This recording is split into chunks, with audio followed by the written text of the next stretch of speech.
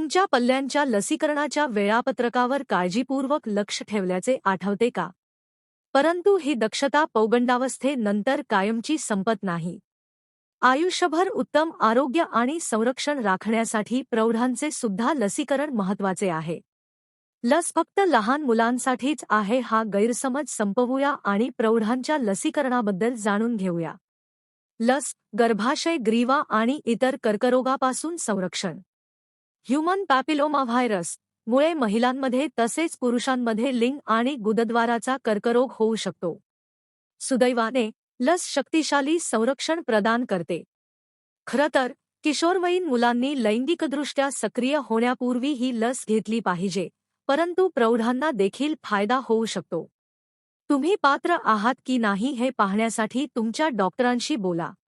Influenza लस. फ्लूच्या हंगामापासून स्वतःचे संरक्षण करा. फ्लू फक्त एक उपद्रव नाही, तर तो घातक ठरू शकतो. दरवर्षी हंगामी इन्फ्लुएन्झा विरुद्ध लसीकरण करणे हे सर्वोत्तम संरक्षण आहे.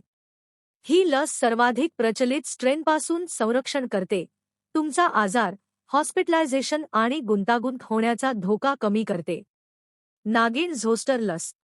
व्हेरिसेला झोस्टर विषाणू, ज्यामुळे मुलांमध्ये कांजण्या होतात, प्रौढत्वात शिंगल्सच्या रूपात पुन्हा सक्रिय होऊ शकतो.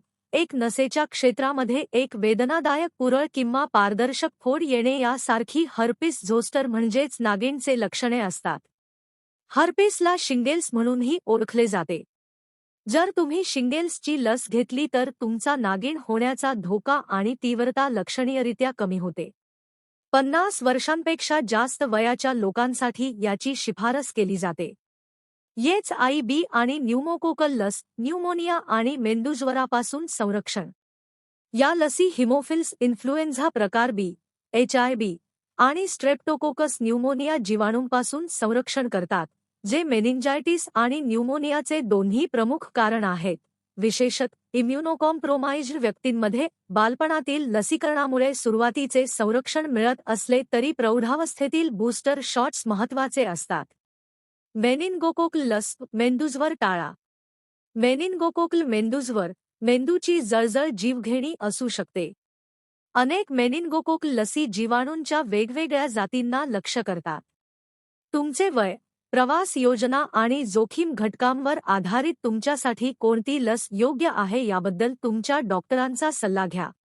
रेबीज लस. जेव्हा कुत्र्याचा सामना धोकादायक होतो. जर तुम्ही रेबीजचा धोका वाढलेल्या व्यवसायात काम करत असाल, जसे की पशुवैद्य किंवा प्राणी हाताळणारे किंवा स्थानिक रेबीज असलेल्या भागात वारंवार प्रवास करत असल्यास, रेबीज लसीकरण आवश्यक आहे. मूलभूत गोष्टींच्या पलीकडे, व्यावसायिक जोखीम, कर्करोग आणि कमी प्रतिकारशक्तीसाठी लस. यादी इथेच संपत नाही. तुमची विशिष्ट नोकरी, प्रवास योजना, आरोग्य परिस्थिती आणि वयानुसार हिपॅटायटिस A आणि B, टायफॉइड, जपानी एन्सेफ्लायटिस, टप, टिटॅन्स, डिप्थिरिया आणि ॲसेल्युलर पेर्ट्युसिस आणि न्यूमोकोकल सारख्या इतर लसींची शिफारस केली जाऊ शकते. तुमच्या वैयक्तिक गरजा तुमच्या डॉक्टरांशी चर्चा करा. लक्षात ठेवा, तुम्हाला कोणत्या लसींची आणि कधी गरज आहे हे ठरवण्यासाठी नेहमी तुमच्या डॉक्टरांचा सल्ला घ्या. तुमच्या वैयक्तिक जोखीम घटकांवर आणि जीवनशैलीवर आधारित लसींना प्राधान्य द्या.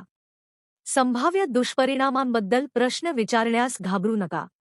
प्रौढ लसीकरण ही तुमच्या आरोग्यासाठी आणि आरोग्यासाठी केलेली गुंतवणूक आहे.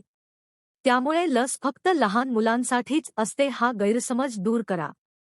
आयुष्यभर निरोगी आणि संरक्षित राहण्यासाठी एक शक्तिशाली थेरपी म्हणून प्रौढ लसीकरण स्वीकारा. चला शहाणपणाने निवडूया, लसीकरण करूया आणि टाळता येण्याजोग्या रोगांपासून स्वतःचे संरक्षण करूया. धन्यवाद.